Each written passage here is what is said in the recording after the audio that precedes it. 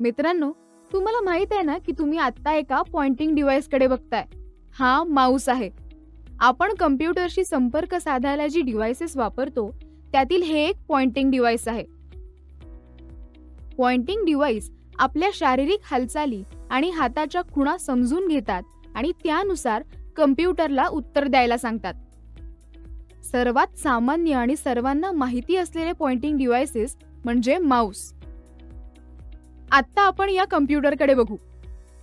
दुसरेही एक सामान्यपणे वापरले जाणारे पॉइंटिंग डिव्हाइस आहे टचपॅड, जे सामान्यतः लॅपटॉप सोबत येते.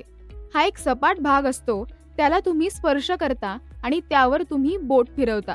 आपल्या शारीरिक हालचाली आणि खुणा ओळखून त्यांच्याशी सुसंगत अशा डिजिटल कृती करण्यासाठी सिस्टीम युनिट बरोबर एक इंट्युटिव्ह इंटरफेस तयार करण्यासाठी याचे डिझाईन केले जाते.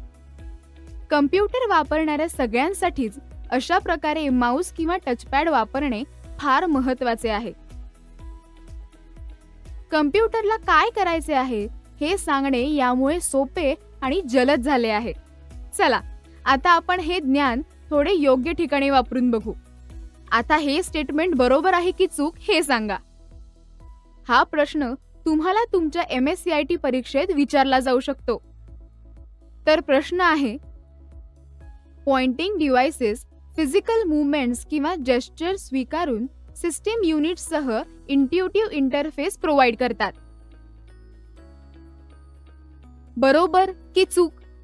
जर तुमचं उत्तर बरोबर असेल तर तुम्ही योग्य निवड केली आहे. आपल्या शारीरिक हालचाली आणि खुणा ओळखून त्यांच्याशी सुसंगत अशा डिजिटल कृती करण्यासाठी सिस्टीम युनिट बरोबर एक इंट्युटिव्ह इंटरफेस तयार करण्यासाठी याचे डिझाईन केले जाते.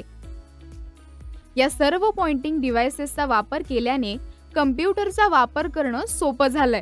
एखादी गोष्ट जशी आपण बोटाने खूण करून दाखवतो, यामुळे स्क्रीनवरची एखादी गोष्ट दाखवता येते.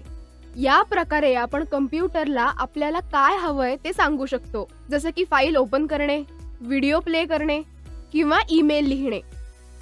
तुम्ही MSCITच्या पुस्तकात पॉइंटिंग डिव्हाइसेस बद्दल अधिक माहिती वाचू शकता. पान नंबर 126 वर.